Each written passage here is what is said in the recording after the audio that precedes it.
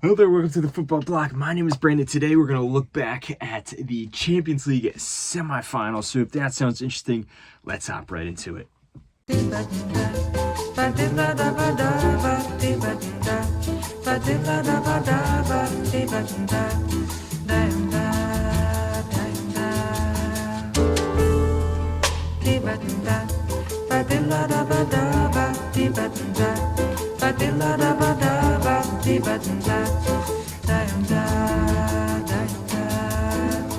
Eu quis amar, mas tive medo e quis salvar. So the Champions League Semifinals has come to a close. We have the final set up. But before we look ahead to the final, let's look back at the last round. These four matches right here, four really cool matches. As a Barcelona fan, I'm a little disappointed, but as just a lover of football, this was really cool to see overall. I have to admit, some really exciting football on display here. So let's look back at each of these matches. If you've watched this channel, you know the deal. I'm going to look back, talk about all the major events that happened in each game, give my analysis, and then, of course, react to my predictions to see how accurate I was. So without further ado, let's start off with the game that everyone's been talking about. We have Inter Milan versus Barcelona. This was a matchup that we have seen many times before throughout the Champions League, both recently and also historically. There's been some famous matchups between these two teams here. A little bit of a rivalry, a little bit of bad blood, not so much in the modern day, I would say, or maybe not modern day is the best word, but maybe in the immediate last season, it's not so much, but there's still that history there. Now, going into this game, both teams, I thought, were relatively fatigued. Barcelona was still winning games. They were still putting on amazing attacking displays as we saw them win the Copa del Rey, as we saw them come back against Celta Vigo, come back against Real Valladolid in between the two legs and things like that. But at the same time, there was some heavy fatigue in the back line, especially with specific defenders being injured. As you saw, Balde missed these two games. Koundé would actually get injured in the first leg and then miss the rest of the first leg and the second leg. And Barcelona was conceding a lot of goals, which was a foreshadow to what eventually happened in this tie here. Now, Inter Milan also was going through a relatively similar run of form where it looked like they were so fatigued after overcoming Bayern in the quarterfinals of the Champions League, which was a very hard matchup. It looked like it took a lot out of them. They went on a losing streak. They lost to Bologna. They lost to Roma. They got smashed by AC Milan in the Coppa Italia final as well. They're hemorrhaging goals. So I was expecting there to be a lot of goals in this game, which there was. Now, not to spoil what my prediction said, but I did get the outcome ultimately wrong. The first leg started off, and within the first minute, we had our first goal. Denzel Dumfries, who just came back from injury, played a beautiful cross into Thuram with a back heel, and then it went right into the net. Barcelona was caught sleeping. 1-0 to Inter Milan.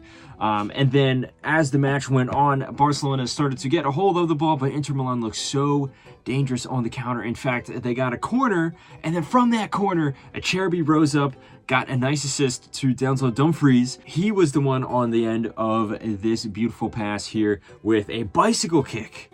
And then he scores to make it 2-0 to Inter. And then at that point, Barcelona awoke from their slumber, very significantly so. You started to see them start to get into their groove, and then what really put Barcelona back into the match was a moment of brilliance from Lamine Yamal. He got the ball, he skins the defender, and then curls the ball into the inside of the side netting. No chance for Jan Sommer in goal. 2-1, Barcelona get one back on the board, but you can feel the momentum shift. If you were watching this game, you can visibly see the momentum shift in Barcelona's favor. Everything just started to fall their way. They eventually tied it up, pretty recently after that long ball over the top, Pedri creating yet another goal. It eventually found its way to Ferran Torres, and with it looks like an easy finish, but it is, a smart finish to put it past Jan Sommer there. Make it 2-2 on the night, and then it looks like Barcelona, they were the team that was at home. It looks like all the momentum at this point was in their favor. There's only one outcome from this point. We've seen it so many times before. We saw it against Real Madrid in the Copa del Rey final. We saw it against Atletico Madrid multiple times this season. We saw it against Benfica. We saw it in the Champions League as well. We saw it just against Celta Vigo a few weeks ago, and we eventually saw it against Rayo Valladolid after this game. Barcelona know how to come back. But that is not what happened. In fact, that was the end of the first half and ended 2-2. Into the second half, Inter Milan was the team that came out swinging. Yet another corner, yet another goal from Denzel Dumfries. Very good header from him, the way he's able to rise above the defenders that are marking him. You have to say, though, Barcelona defending set pieces, in particular this one, has been really poor, particularly in the past few weeks. Defending set pieces is never really a strength for Barcelona, stereotypically so, but it has been atrocious very recently. 3-2, Inter have scored 3 goals past Barcelona. You can say that this one was against the run of play, but still, they were up. Still, the game was not over from there. The game was not over from there. Only a few minutes after that, my personal favorite of the bunch, at least in the first leg, it was a corner. The ball gets played out, and I believe it was Dani Olmo that does a dummy. He lets the ball run to Rafinha, who's pretty far out from goal. He's way outside the box. And then he just lets the ball roll to his feet, and he hits an absolute rocket. One shot. He doesn't even settle the ball. He just sets an absolute rocket. One shot. It smacks off the crossbar, hits off of Jan Sommer, and then into the back of the net. Unfortunately, it goes down as an own goal. But just the buildup of this goal, where the corner, the dummy, and then just a wicked shot from Rafinha to make it 3-3. And then again, the momentum is back in Barcelona's favor. They're getting more and more shots. Jan Sommer is called into multiple saves. He already made that absolutely insane save against Lamine Yamal, who almost got a double after scoring his first goal. He's called in to make a few more saves. But again, it is Inter that put the ball in the back of the net. It looks like they make it 4-3. Mkhitaryan scores with a very quick move, catching Barcelona's high line out. But this goal is ruled out. Controversial decision. I'm a Barcelona fan, so I'm not complaining, but it did look a little controversial. Could have gone either way, not going to lie. But the match finishes 3-3. And look, you have to expect, as a Barcelona fan, I was expecting that they would get things done in the second leg. They would come back yet again. The attacking display, particularly at the end of the first half there, or the midway of the first half to the end of the first half, was amazing. Some of the best football we've seen all season. But sure, you can also say that there is cause for concern. Set pieces, the high line, it hasn't been as organized as lately.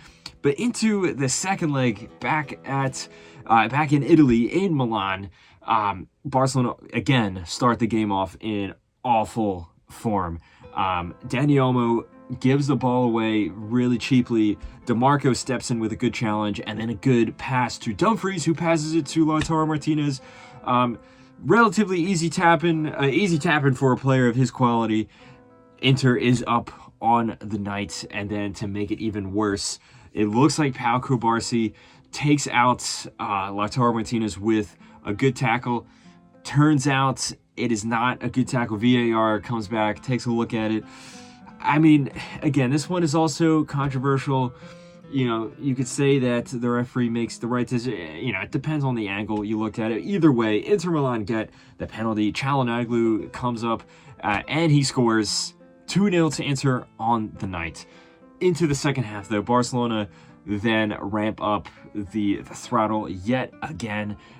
This time, Gerard Martin, who got a lot of flack for his performance in the first leg and for having to fill in for Alexander Balde, actually comes up with a really good cross to Eric Garcia, who's playing as right back, and with a volley, a finish out of nowhere. I mean, Eric Garcia with a wonderful goal to make it 2-1 to Barcelona. And then again, you feel the momentum shift all the way in Barcelona's favor. And it is Gerard Martin yet again with a looping cross from way out the back, and then Dani Olmo makes up for his mistake for the first goal, scores a diving header, 2-2 to Barcelona there. Barcelona have had a myriad of chances. There's a bunch that I didn't mention. It looks like that they're eventually just going to win the game. They had so many clear-cut chances. Eventually, they do put one into the back of the net. It's a ball out to Rafinha on the wing. He takes a shot at Sommer. Sommer saves it, and then Rafinha gets the rebound in. 3-2. I believe it was like the 86th or 87th minute. At that point, you're like, Barcelona did it again. They're going to the final. And yet, there is another twist to the story. So, Barcelona, they say they live and die by this suicidal high line, and it has worked in the past against many other teams. Almost every other team, really. But if there is one team that it's not going to work against, it's Inter Milan, who, under Inzaghi, they're very tactically intelligent. They're a team that is very solid overall, filled with world-class players, but they're just very tactically intelligent. They're a team that can exploit this high line, especially when you're missing both Koundé and Balde. And then there's just, at this point of the game as well, Inigo Martinez had been subbed off, Ronald Araujo had been subbed on. So there was a lot of confusion with the back line there, but still, you're 3-2 up. It's a crazy game. There's about 5 minutes left, and you're in the Champions League final. Just park the bus. Just lob the ball up the field. Play Route 1 football. Barcelona insisted on playing this high line, and Inter got the ball moving again. They got an attack going. It was 3-on-3 at one point. Dumfries completely bullies Gerard Martin, sends in across to Acerbi, who's up playing striker, and then he stabs it into the back of net. It's 3-3 with seconds left on the clock. It goes into extra time. At that point, it was anyone's for the taking, but Barcelona's defensive shape, I feel, just at this point have been completely shattered, especially with all the substitutions and things like that. Ronald Araujo, he's been getting a lot of hate for this. I don't want to beat up on him too much, but he does get completely pulled out of position by Marcus Thuram, who's able to dribble past him, play a ball to Fratesi, because Araujo's got pulled out of positions in acres of space. He is able to curl in a nice shot into the bottom corner, 4-3 to Inter Milan. Now, Barcelona still had a whole bunch of chances. Jan Sommer had to make another immaculate save against a shot from Lamine Yamal. Lewandowski came off the bench, and he really shouldn't have. He got rushed off out of the medical room. Essentially, he's coming back from an injury, and it showed as he missed a wide open header. It was an awkward height, but still, a guy like him probably should be scoring that. At the end of the day, it finishes 4-3 to Inter Milan. Now, as a neutral fan, right, as someone that just loves football, the perspective from that viewpoint is this is the best semifinal, I think, of my lifetime, at least. In the modern Champions League era, at least, as well. This is the best semifinal. The fact it was going back and forth. It was so exciting to watch. Not just that, the quality of some of the goals as well is insane. And it was really anyone's for the taking. I mean, you can make an argument Barcelona was better. You can make an argument Inter Milan was better, but it's still very, very close, very fun to watch. Now, as a Barcelona fan, it is unfortunate to see. There was a moment there where I really thought that the treble was on. I mean, obviously, the Copa del Rey has been tied up. La Liga looks pretty good. Champions League was the only one left.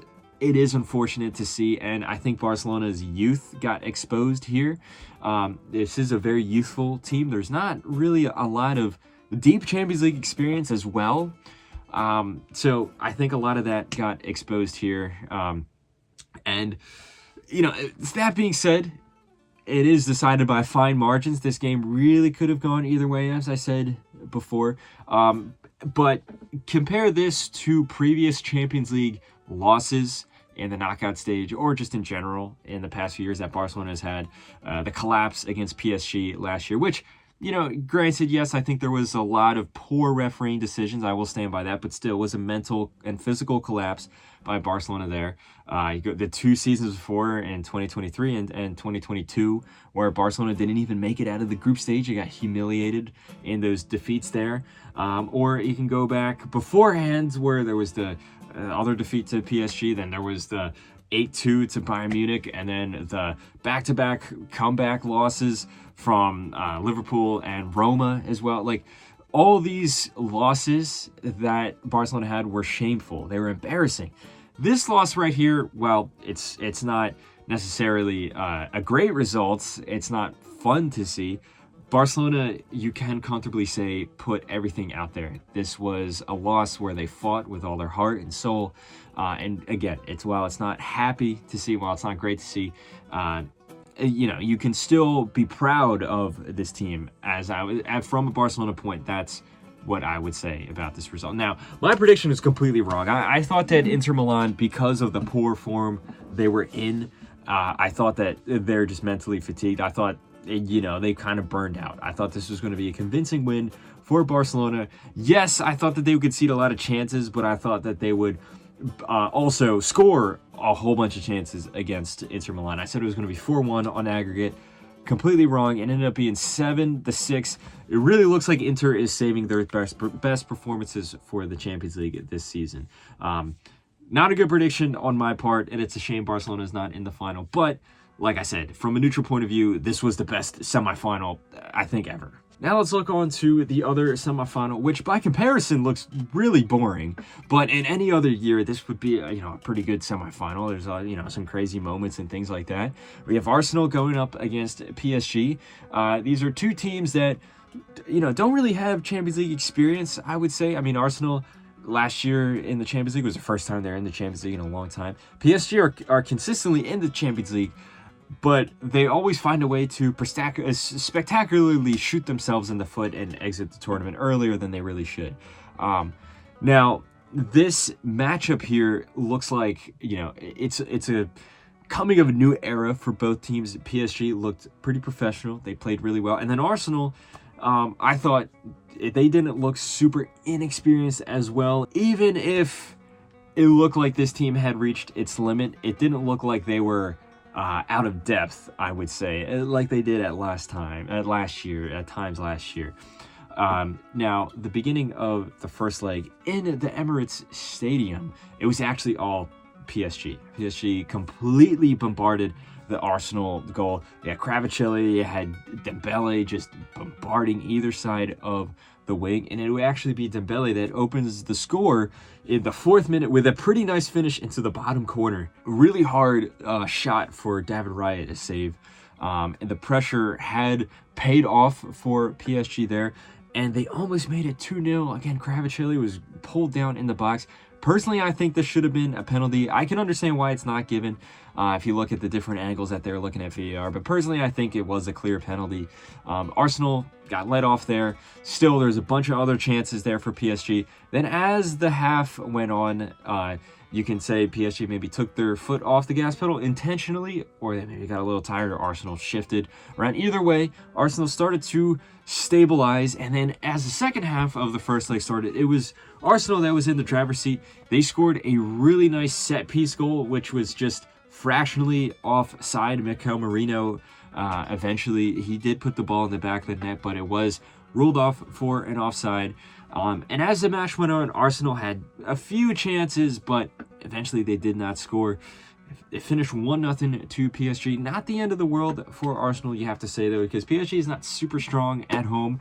And this was proven in the beginning of the second leg, where, as the inverse of the first leg, it was all Arsenal in the first 20 minutes. They had so many shots. Odegaard, I think, had probably the pick out of the bunch, where he had a volley that was saved expertly by Donnarumma, who was called into action a few times in the first leg as well, but he was really called into action here. But for all the pressure that Arsenal had, Unlike PSG, they did not capitalize on their chances. And also, they left themselves wide open on the counter, leading to the first goal after a set piece, after a quick counter attack. The ball bounces around in the box, falls itself to Fabian Ruiz, and he is able to score a pretty nice shot from outside the box. At that point, it looks like Arsenal is a little demoralized. They kept fighting into the second half, but a silly mistake from Thomas Partey sees him give the ball away to Achraf Hakimi, who is pushing up yet again, and with just like a slap shot of a finish, he curls it into the net. At this point, it is 3-0 to PSG on aggregate score. Now, Bukayo Saka, who forced Donnarumma into some pretty good saves throughout the tie, does eventually score a goal here. A bit of a lucky goal. The ball kind of deflects, bounces around.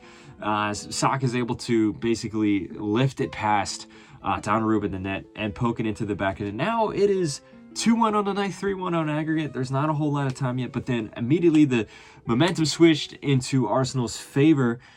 They didn't have a lot of chances, but they did have some serious ones, and the most serious one fell to Saka yet again. A really good cross into the box. I believe it was from Trossard. All Saka has to do is tap it into the net because Donnarumma missed it. Instead, he skies it over the bar, and that's pretty much it. At that point, there was really nothing left, in my opinion. PSG, I think, overall was a better team. This was similar to the Liverpool leg where at times, Arsenal did have some moments, but you have to say, PSG was able to put 3 goals past Arsenal, past this normally really strong defense. It could have been more because Vitinha had a penalty, which I think is a bit of a silly penalty. It was a handball there that I think it was unintentional. The rules around handballs are really silly these days. But Vitinha stepped up and missed the penalty. It was saved by Raya. It was a pretty poor penalty at the end of the day. So just you look at the chances that they created. You have to say PSG overall was the better team. They did deserve to go through, even though Arsenal wasn't a pushover. They just didn't create enough, and they didn't really defend well enough. And this harkens back to an issue that Arsenal has struggled with for the entirety of the season, and really last season as well, and it's that they don't have a striker. They don't have an out-and-out number 9 that's going to put the ball into the back of the net. Arsenal has been able to get away with it up until this point, but now it has been exposed more than ever. Saka and Martinelli are great players. They're really good wingers, and Saka in particular, one of the best wingers in the world, but they're not going to score 30-plus goals a season. Mikel Merino is a wonderful midfielder, and he can do a job as a false 9, but at the end of the day, he is a midfielder. He's not a striker.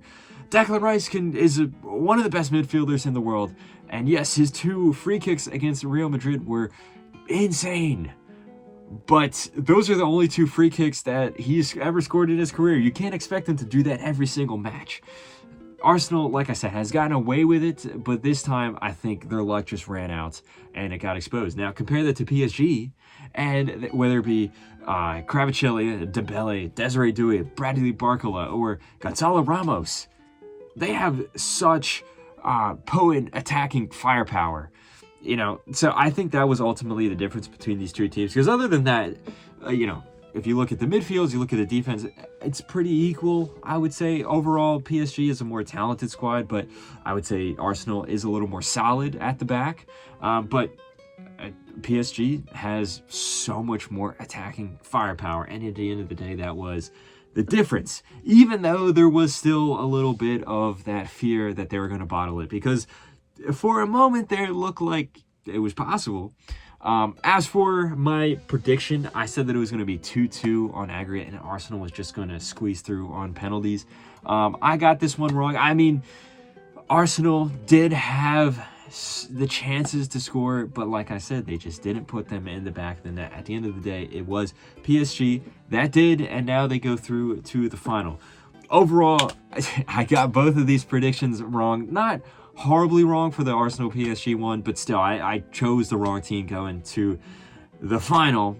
And after the super eventful semifinals here, Let me know what you think in the comment section below. If you did predictions, let me know how you did. What do you think of all these goals here? What was your favorite goal? Because there was a lot to choose from here. Put all your thoughts in the comment section below. Don't forget to like and subscribe. Share this video with a friend. Follow the Football Bloc on social media. But anyway, guys, my name is Brandon. This has been the Football Bloc, and I hope you have a nice rest of your night.